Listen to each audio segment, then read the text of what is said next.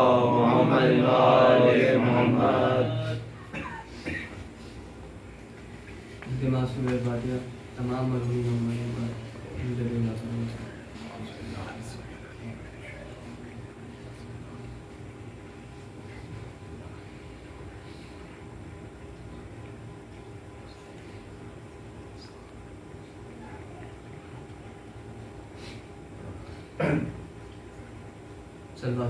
اللهم صل على محمد وآل محمد.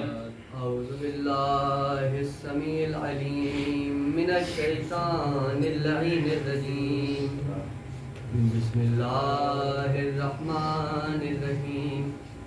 الحمد لله المعروف من غير رؤية والخالق من غير ربية. سبحان الله. الذي لم يزل قائما دائما إذ لا سماء ذات أبراج سبحان الله. ولا ليل داج ولا بحر ساج سبحان الله. ولا أرض ذات مهاد ولا خلق ذو اعتماد. سبحان الله.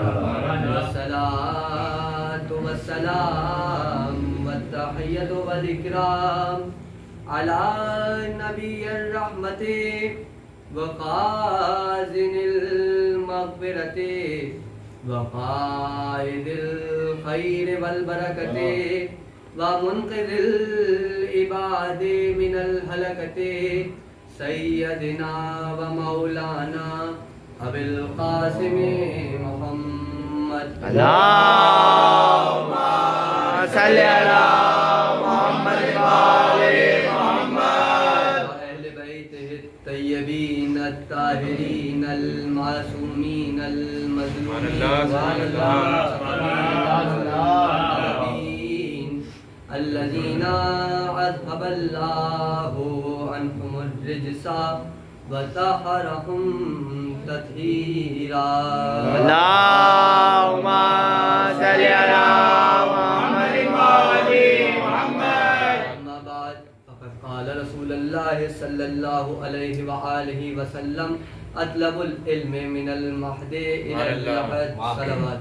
اللهم صل على محمد وآل محمد. لسان اللہ کے وسیلے سے ہم پروردگار عالم کے تہ دل سے شکر گزار ہیں کیا کہنے کہ اس نے اس پروردگار کے شکر گزار ہیں کہ جس نے کربلا کے ایک بے زبان کا جب صدقہ اتارا عالم انسانیت کی زبان پیدا کی.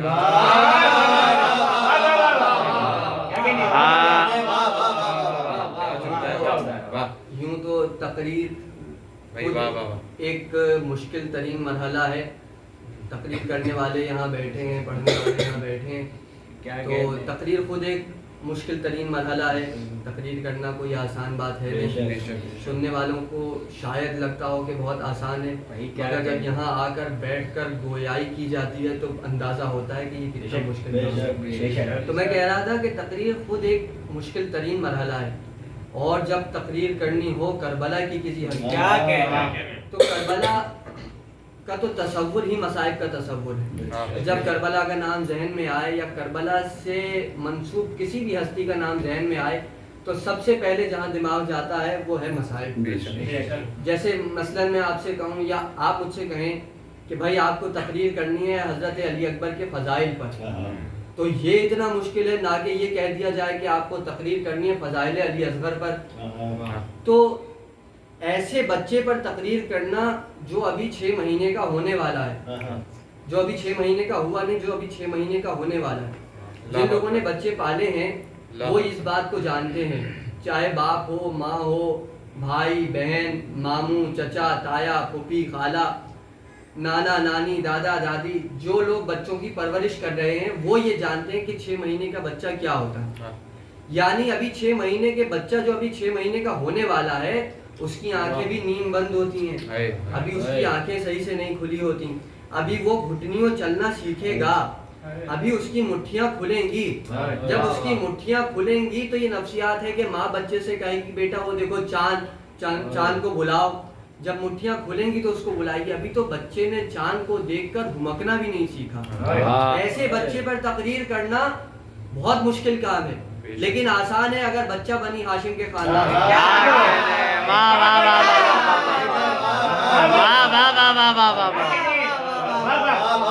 کیا کہنے,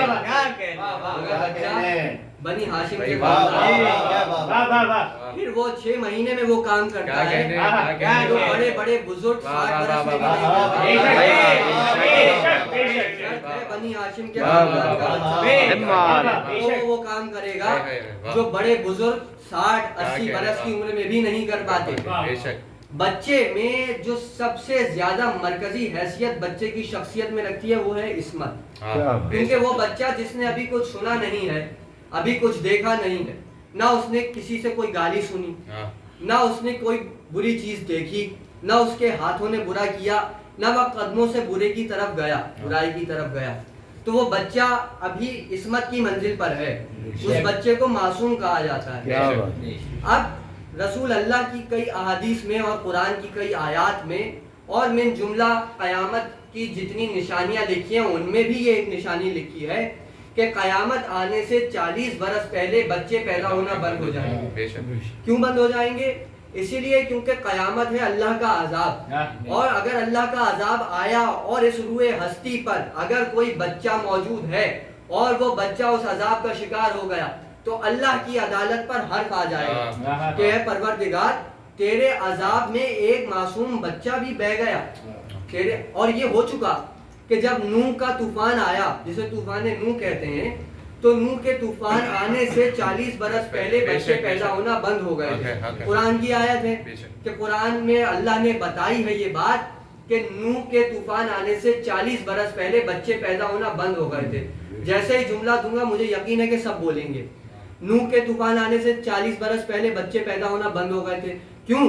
کیونکہ اگر نوح کا طوفان جب آیا تو کوئی بچہ ہوتا تو وہ بھی نوح کے طوفان میں بہہ جاتا, تو اللہ کی عدالت پر حرف آ جاتا کہ پروردگار تیرے اس عذاب میں ایک معصوم کی جان چلی گئی کہ جس نے ابھی کوئی گناہ نہیں کیا تھا, وہ بھی اس عذاب میں بہہ گیا, وہ بھی اس عذاب کی لپیٹ میں آ گیا, وہ بھی اس عذاب کے حصار میں آ گیا.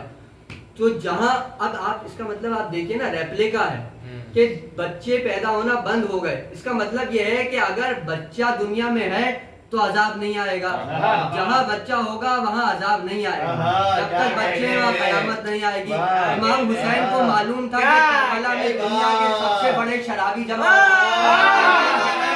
کربلا میں دنیا کے سب سے بڑے زانی جمع امام حسین کو پتا تھا کربلا میں دنیا کے سب سے بڑے منکر جمع عذاب آنا یقینی تھا, کیونکہ جو ہونے والا تھا وہ بھی حسین جانتے تھے, اور امت تھی نانا کی, حسین نانا کی امت کو بچانا چاہتے تھے, اس لیے کربلا کے میدان میں ایک بچے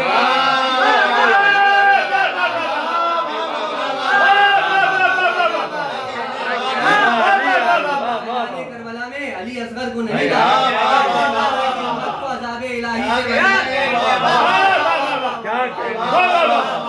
مگر وہی حسین کہ جس نے ایک بچے کی ششماہ کی قربانی دے کر اسلام کو بچایا, تو تاریخ اسلام کا ظلم یہ تھا کہ اسی تاریخ اسلام نے حسین پر اعتراض کر دیا.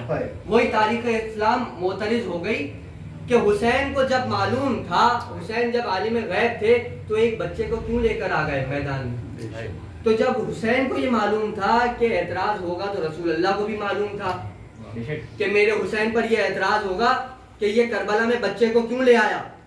رسول اللہ یہ جانتے تھے کہ آج سے 60 برس کے بعد حسین پر یہ اعتراض ہوگا کہ ایک معصوم بچے کو میدان میں کیوں لایا, اسی لیے رسول اللہ پہلے ہی مباہلے کے میدان میں حسین کو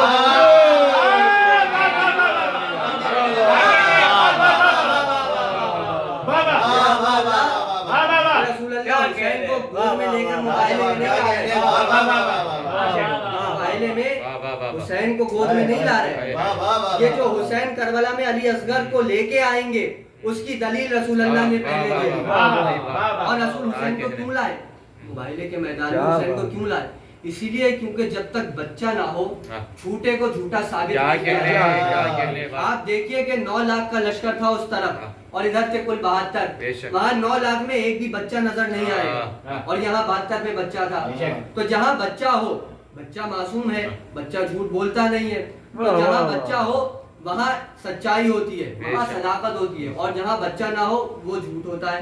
اسی لیے اللہ نے قرآن میں کہا فَمَنْ حَاجَّكَ فِيهِ مِنْ بَعْدِ مَا جَاءَكَ مِنَ الْعِلْمِ فَقُلْ تَعَالَوْا نَدْعُوا أَبْنَاءَنَا وَأَبْنَاءَكُمْ نِسَاءَنَا وَنِسَاءَكُمْ أَنفُسَنَا وَأَنفُسَكُمْ ثُمَّ نَبْتَهِلْ فَنَجْعَلْ لَعْنَةَ اللَّهِ عَلَى الْكَاذِبِينَ. یعنی یہاں حسین تھے، یہاں بچہ تھا، وہاں بچہ نہیں تھا. تو رسول اللہ نے کہا چلو جھوٹوں پر خدا کی لعنت کرتے ہیں. یعنی جہاں جھوٹ ہے وہاں بچہ نہیں ہے، جہاں بچہ ہے وہاں جھوٹ نہیں ہے. اب جہاں حسین علی اصغر کو میدان میں لے کر آ گئے تو حسین نے فیصلہ کر دیا جس قوم کے پاس علی اصغر ہے وہ قوم جھوٹی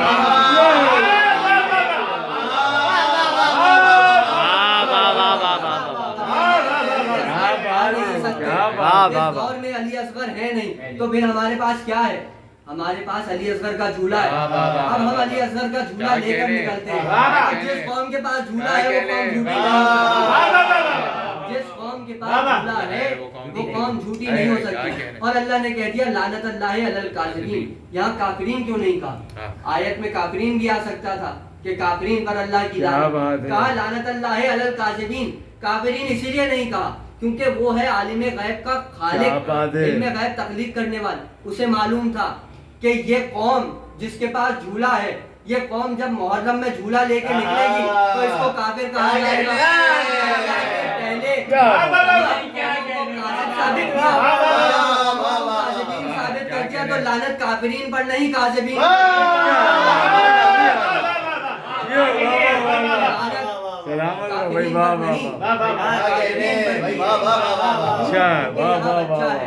یہاں جھوٹ ہو نہیں سکتا. جھوٹوں پر خدا کی لعنت. اب جب رسول اللہ نے یہ دلیل قائم کی علی اصغر پر کہ حسین کو مباہلے کے میدان میں لے آئے تو اب امت دشمن ہو گئی رسول کی. کہا کہ بھائی یہ رسول امی ہے، ان کو پڑھنا لکھنا نہیں جانتے، یہ پڑھنا لکھنا نہیں جانتے. تو میرے بھائی جو جاہل ہوتا ہے وہ کبھی علم کی بات نہیں کرتا. کبھی آپ نے نہیں سنا ہوگا کہ کوئی قول علم کے حوالے سے ابو جہل کے نام سے مشہور ہو گیا. جاہل چاہتا ہے کہ جہل پھیلتا رہے، عالم چاہتا ہے کہ علم پھیلے. تو کبھی بھی کوئی جاہل علم کی بات نہیں کرتا. اور اب مجھے لا کے دکھاؤ عالم ہستی میں کہ کوئی رسول اللہ کے علاوہ ایسا ہے جس نے کہا انا مدینہ تو جاہل علم کی بات نہیں کرتا. رسول اگر پڑھے لکھے نہ تھے تو رسول اللہ علم کی بات کیوں کر رہے تھے؟ اور اس قدر علم کی بات کہ رسول اللہ نے کہا اطلب العلم من المہد الی اللحد. علم حاصل کرو ماں کی گود سے قبر تک، گہوارے سے قبر تک. رسول اللہ کہہ رہے ہیں گہوارے سے قبر تک علم حاصل کرو. تو اگر رسول اللہ سے زیادہ اس دور میں کوئی پڑھا لکھا تھا تو اٹھ کر کہتا رسول اللہ سے کہ یا رسول اللہ کیسی بات کر رہے ہیں؟ علم تو تب حاصل کیا جائے گا نا جب بچہ چلنا سیکھے گا، سننا سیکھے گا، بولنا سیکھے گا، اس کا ذہن کام کرے گا تو اس کا مدرسے میں داخلہ کرائیں گے، تو اس کا اسکول میں داخلہ کرائیں گے، تب وہ علم حاصل کرے گا. یہ گود میں بچہ کیسے علم حاصل کر سکتا ہے؟ اور دوسرا یہ قبر میں کیسے علم حاصل ہو سکتا ہے؟ تو کوئی تھا رسول اللہ سے زیادہ پڑھا لکھا تو اعتراض کرتا؟ تو کسی نے کوئی اعتراض نہیں کیا. کیوں؟ کیونکہ جو کہہ رہا ہے وہ صادق ہے، اس سے بڑا صادق کوئی نہیں ہے. تو رسول اللہ نے یہ فیصلہ کر دیا کہ گہوارہ بھی علم ہے اور قبر بھی علم ہے. کیا کہا رسول نے کہ جھولا بھی علم ہے اور قبر بھی علم ہے. اب اگر کوئی کہے قبر بدعت ہے تو وہ جاہل ہے.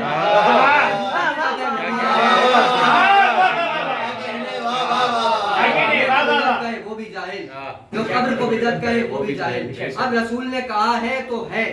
جھولا بھی علم ہے، جہاں جھولا وہاں علم، وہاں علم. اور قبر میں علم کیسے ہوگا؟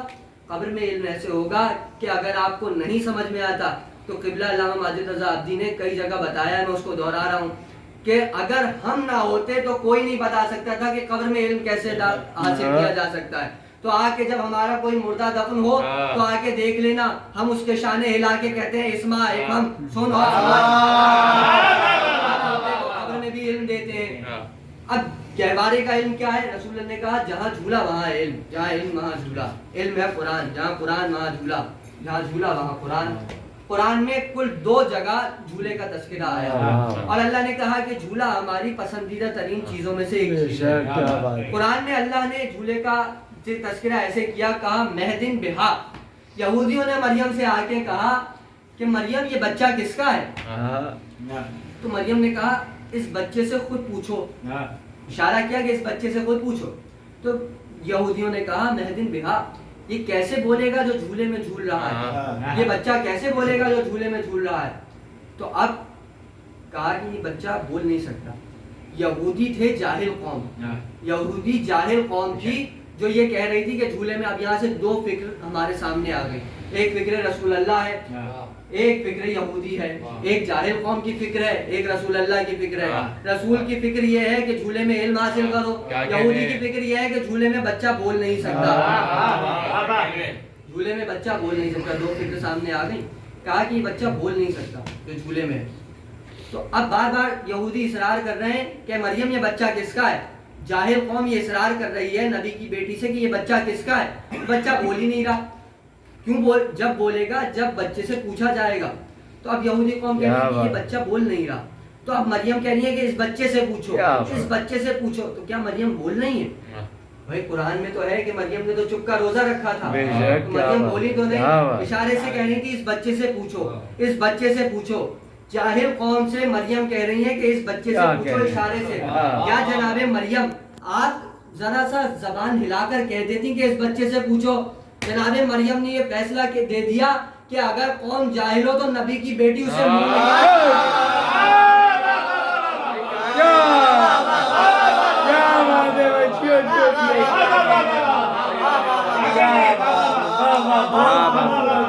مریم نے یہ فیصلہ دے دیا کہ اگر قوم جاہل ہو تو نبی کی بیٹی بچے سے پوچھو یہ کون ہے۔ اب بچہ بولا، اب یہودیوں نے کہا کہ یہ کیسے بولے گا؟ اچھا ماں کو معلوم ہے کہ یہ بچہ جھولے میں لیٹا ہے، مشاہدے کی بات ہے، سب کا مشاہدہ، سب کے گھروں میں بچے ہوئے تو سب کا مشاہدہ ہے اس بات کا کہ ماں جو ہوتی ہے نا، یہ قدرت کا قانون ہے کہ ماں کے اندر ایک ایسا جذبہ رکھا ہے کہ اس ماں کے لیے بچہ اس کا مرد ہوتا ہے، رجل ہوتا ہے، چاہے وہ بچہ جھولے میں ہی کیوں نہ ہو۔ اگر عورت گھر میں تنہا ہے تو شاید وہ ڈر جائے، لیکن اگر اس کے پاس چاہے بچہ جھولے میں ہو یا اس کی گود میں، لیکن اگر اولاد ہے تو اس کو اس بات کا آسرا رہتا ہے کہ میرا گھر میں ایک مرد ہے، میرے گھر میں ایک لڑکا ہے، میرا بیٹا ہے جو موجود ہے میری حفاظت کے لیے۔ تو ماں کو بڑا حوصلہ رہتا ہے کہ یہ بچہ میرے گھر میں ہے۔ تو اب آپ سمجھیے کہ مریم کے لیے اس وقت عیسیٰ مرد تھے، رجل تھے، اور مریم کو یہ آسرا تھا کہ عیسیٰ بولے گا ضرور، تو کہا کہ بچے سے پوچھ لو۔ جیسے ہی کہا تو اب عیسیٰ پہلی دفعہ تو نہیں بولے نا، سورہ انبیاء میں کہا کہ بھائی پوچھا، موسیٰ نے، فرعون نے موسیٰ کو گود میں اٹھایا، جیسے ہی اٹھایا تو فوراً فرعون کو چھینک آ گئی، جیسے ہی چھینک آئی تو موسیٰ نے کہا الحمدللہ رب العالمین، گود میں موسیٰ بولے۔ اب یہ دوسرا بچہ ہے جو گود میں بولے گا۔ جیسے ہی کہا کہ یہ بچہ کیسے بولے گا جو گہوارے میں ہے، عیسیٰ گویا ہوئے، کیا کہا؟ انی عبداللہ آتانی الکتاب وجعلنی نبیہ، میں اللہ کا بندہ ہوں، کتاب لے کر آیا ہوں اور میں اللہ کا نبی ہوں، اللہ نے مجھے نبی بنا کر بھیجا ہے، مجھے نبوت دی ہے۔ تو عیسیٰ گہوارے میں بولے، عیسیٰ نے اپنی مردانگی کو ثابت کر دیا۔ تو عیسیٰ نے یہ بول کر مردانگی کو ثابت کیا کہ میں کتاب لے کر آیا ہوں، ہمارے ہاں اس کی ضرورت نہیں ہے، ہمارے ہاں تو بچہ جھولے میں اجدہے کو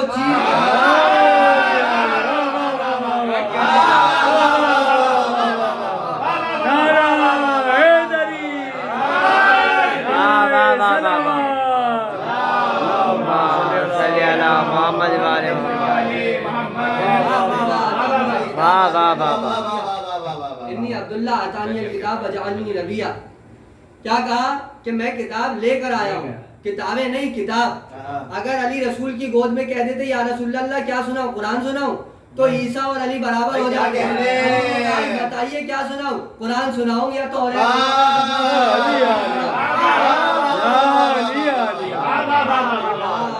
کا مرتبہ. دوسری جگہ جو قرآن میں جھولے کا لفظ استعمال ہوا تو پروردگار نے یہ کہا کہ ہم نے اس زمین کو انسانوں کے لیے جھولا بنا دیا.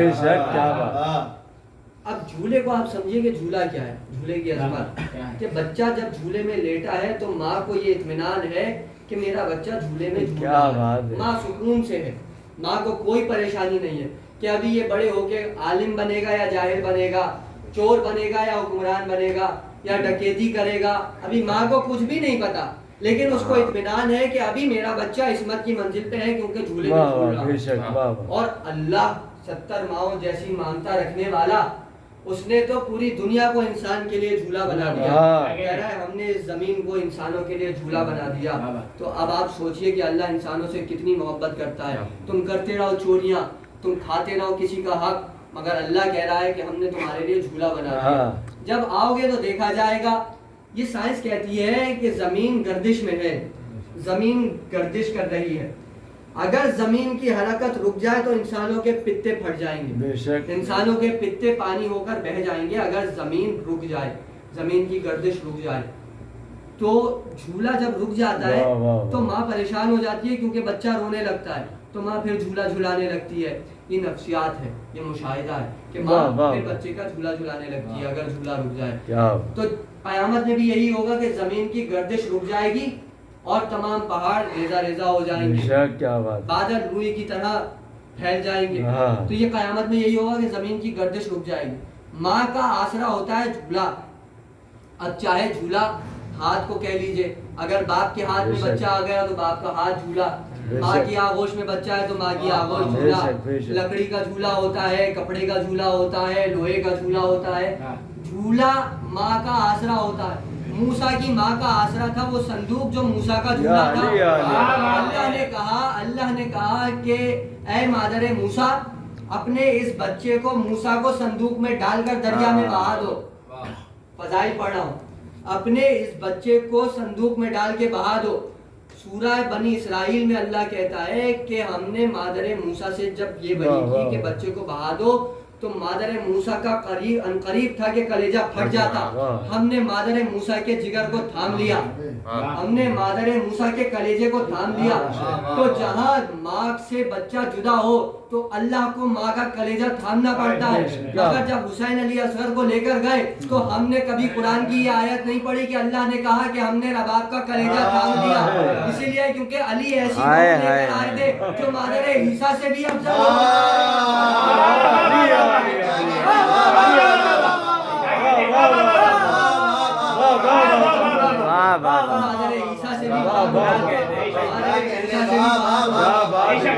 اسماعیل سے بھی شجاع ہو. تو جب رباب مادر عیسیٰ سے شجاع ہیں, مادر موسیٰ سے افضل ہیں, مادر اسماعیل سے افضل ہیں, تو پھر بات یہی بنتی ہے کہ علی اصغر بھی عیسیٰ سے افضل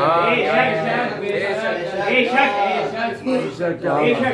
اور یہ بات بہت کم ہے اگر علی اصغر کا موازنہ انبیاء سے کیا جائے. علی اصغر کا موازنہ کیجئے تو علی اصغر کے دادا سے کیجئے, علی اصغر کے دادا علی سے کیجئے. وہ بھی علی تھے, یہ بھی علی تھے, وہ بھی علی تھے, یہ بھی علی تھے. علی کی زندگی 63 برس پر مبنی ہے.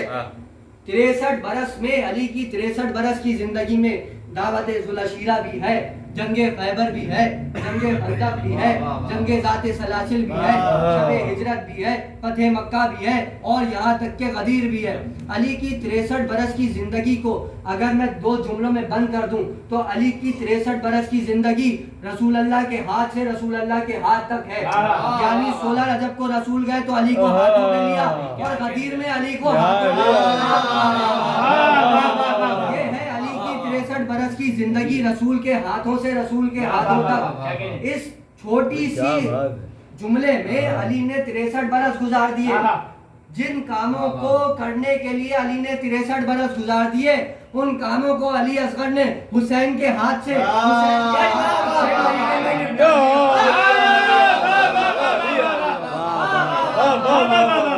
مہینے میں تمام کر دیا.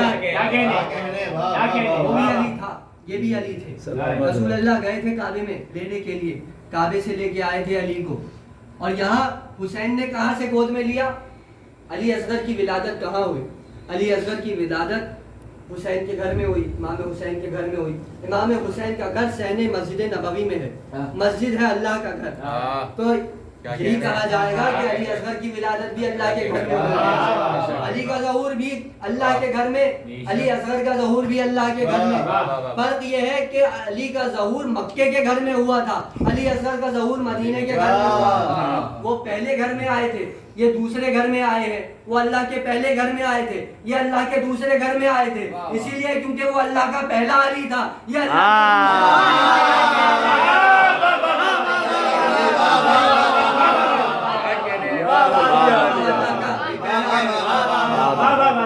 کا دوسرا علی. اس علی نے حملہ کیا تو ایسا کیا کہ جھولے میں اژدہے کو چیر دیا. اور اس علی نے جو حملے کیے وہ میں ابھی آگے بتاتا ہوں. یہ علی گھر میں کون ہے؟ ابو طالب کے ہاں ام ہانی، جمانہ، طالب، عقیل، جعفر اور پھر علی. علی سب سے چھوٹے. اور یہاں کیا ہے؟ یہاں بھی علی سب سے چھوٹے، زین العابدین، علی اکبر، فاطمہ صغریٰ، سکینہ اور پھر علی اصغر. وہاں بھی علی سب سے چھوٹے، یہاں بھی علی سب سے چھوٹے. تو آپ دیکھ رہے ہیں کہ مماثلت کتنی ہے دادا میں اور پوتے میں. مگر ابھی پوتا آگے نکل جائے گا کچھ لمحوں بعد کہ دادا سے کس طرح علی اصغر آگے نکل جائیں گے. تقریر آگے بڑھ رہی ہے، آگے مراحل میں داخل ہو رہی ہے. علی سے کہا کہ علی سو جاؤ. علی سو گئے شب ہجرت. بھائی 40 تلواروں کے سائے میں سونا تھا، تو علی 40 تلواروں کے سائے میں سو گئے. علی 40 تلواروں کے سائے میں سو گئے شب ہجرت. علی اصغر شب عاشور 9 لاکھ تلواروں کے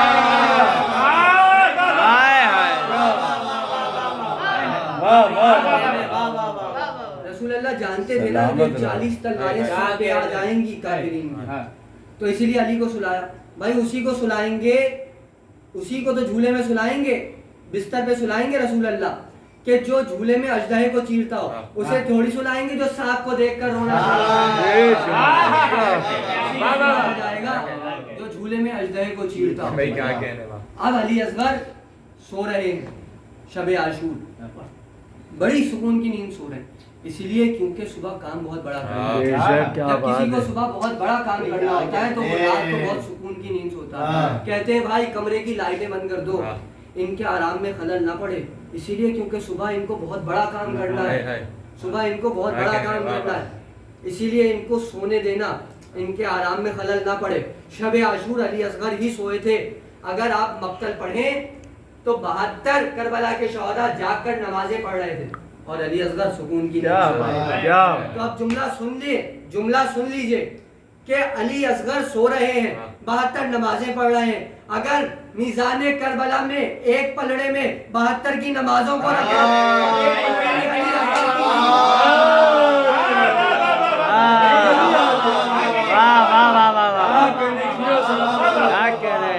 علی اصغر کا پلہ اور 72 کی نمازوں کا پلہ برابر رہے گا. ایک طرف علی اصغر کی نیند ہے، ایک طرف 72 ہے، نمازیں پڑھ رہے ہیں.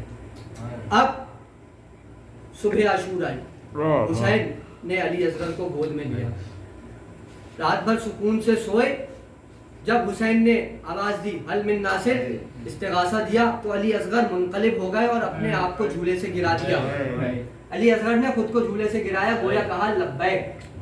جب علی نے کہا تھا، رسول اللہ نے دعوت ذوالعشیرہ میں کہا، رسول اللہ نے کہا کہ کون ہے جو میری مدد کرے گا، اور جو میری مدد کرے گا وہی میرا جانشین ہوگا، وہی میرا خلیفہ ہوگا، وہی میرا وصی ہوگا. تو فوراً تاریخ ایکٹیو ہو جاتی ہے نا ایسے موقع پہ. فوراً کہہ دیا کہ علی نے رسول اللہ کی امداد کا اعلان خلافت کے نشے میں کیا تھا، نعوذ باللہ من ذالک. کہا کہ علی نے رسول اللہ کی نصرت کا اعلان وصایت کے نشے میں کیا تھا، وصایت کے لالچ میں کیا تھا، وصایت کی خاطر کیا تھا. تو جب حسین نے کہا تو اب علی اصغر نے جواب دیا کہ حل من ناصر کے جواب میں علی اصغر نے خود کو جھولے سے گرا کر لبیک کہا. گویا علی اصغر نے بتایا کہ مجھے تو کوئی خلافت نہیں چاہیے، مجھے تو کوئی وصایت نہیں چاہیے. تو علی اصغر نے خود کو جھولے سے گرا کر، علی اصغر نے خود کو جھولے سے گرا کر اپنے دادا پر لگے الزام کو مٹایا کہ جب یہاں نصرت کی جاتی ہے تو خلافت جیسی 1000 بلائیں صدقے کرتے ہیں.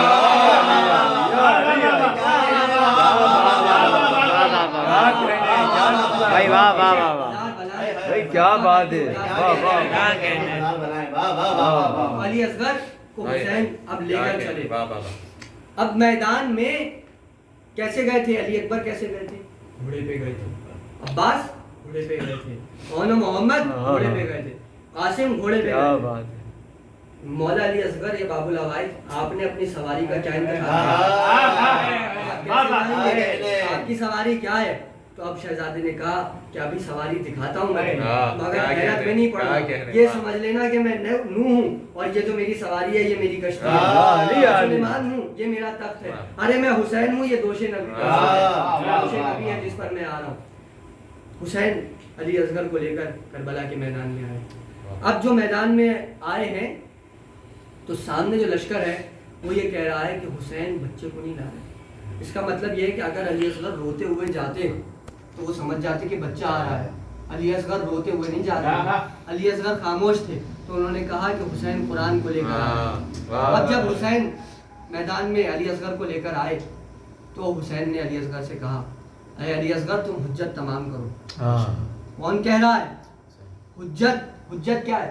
आप कहते हैं ना जियारत में, अस्सलाम वालेकुम या हुज्जतुल्लाह, ऐ अल्लाह की हुज्जत। उस वक्त हुसैन खुद हुज्जत थे। जो हुज्जत है वो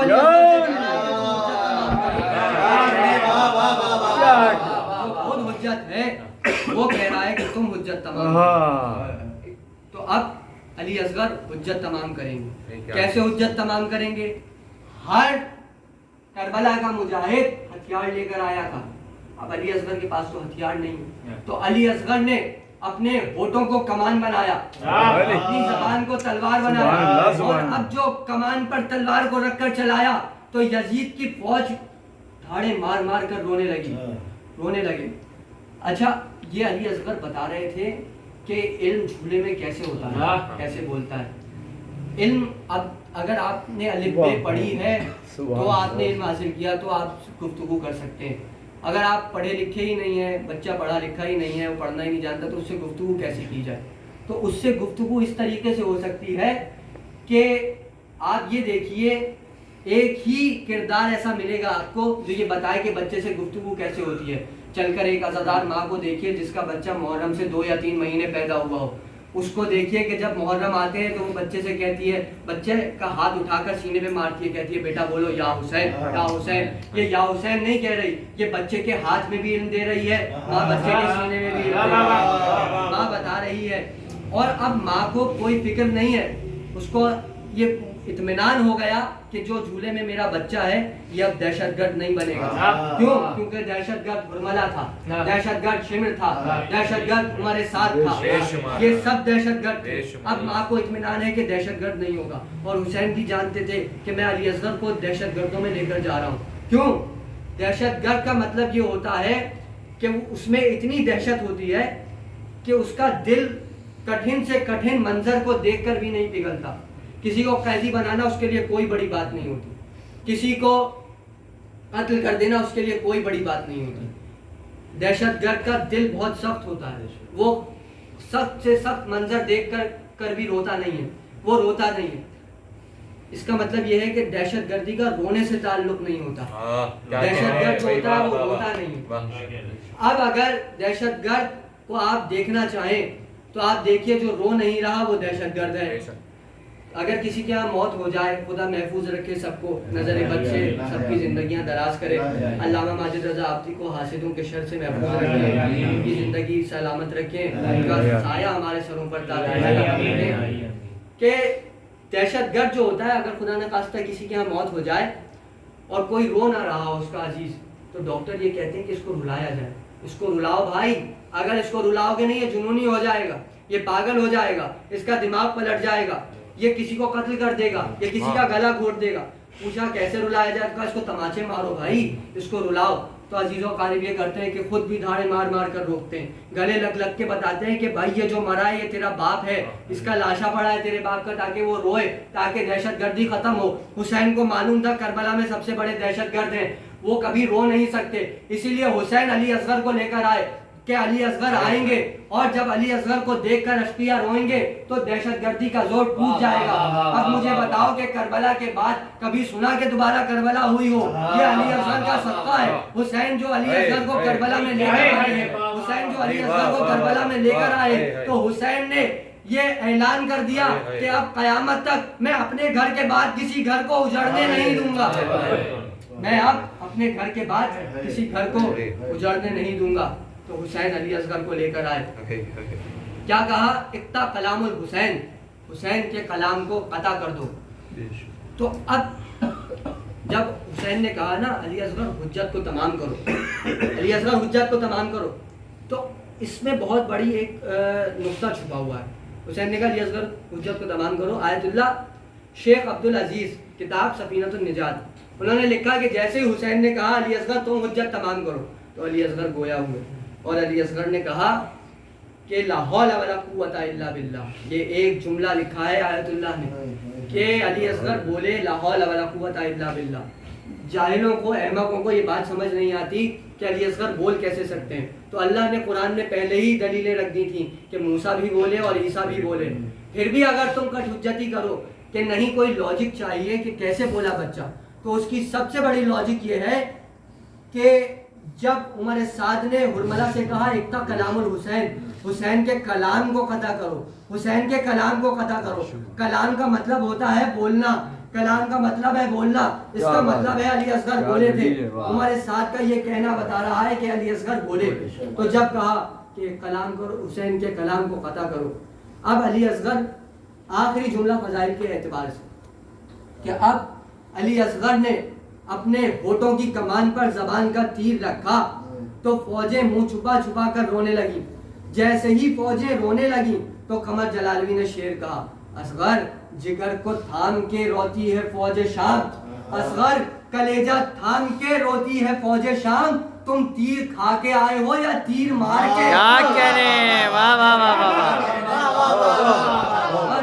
کلیجہ تھام کے روتی ہے فوج شام، تم تیر کھا کے آئے ہو یا تیر مار کے. علی اصغر کی شجاعت، نہ تیر ہے ہاتھ میں نہ تلوار ہے ہاتھ میں، مگر قتل و غارت ایسا کیا ہے علی اصغر نے کربلا کے میدان میں کہ کربلا والوں سے پوچھو کتنے بھاگے، کتنے پھر گئے، کتنے روئے. یہ کربلا کی تاریخ بتائے گی کہ علی اصغر کے زبان پھیرنے سے کتنے پھرے ہیں. یہ علی اصغر کی شجاعت تھی، یہ علی اصغر کی شجاعت تھی. کربلا کا سب سے شجاع مجاہد ہے عباس.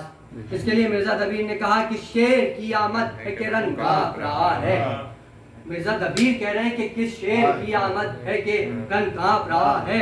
رستم کا بدن زیر کفن کانپ رہا ہے، سب قصر سلاطین زمن کانپ رہا ہے، سب ایک طرف چرخے من کانپ رہا ہے. شمشیر بکب دیکھ کے حیدر کے پسر کو جبریل لرزتے ہیں سمیٹے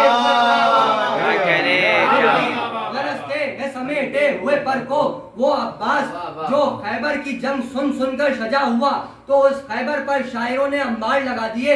اتنی جنگ خیبر کے اتنے اشعار لکھے کہ یہ ہوا علی نے مرحب کے حملے لیے، مرحب پر حملے کیے، انتر کو مارا، حارث کو مارا، یاسر کو مارا، در خیبر اکھاڑا، انگلی پہ اٹھایا، لشکر کو پار کرایا، تب جا کے خیبر فتح ہوئی. اور شاعر نے کہا وہاں بڑی جنگ ہوئی تب در خیبر الٹا یا زباں ہونٹوں پہ پھیر.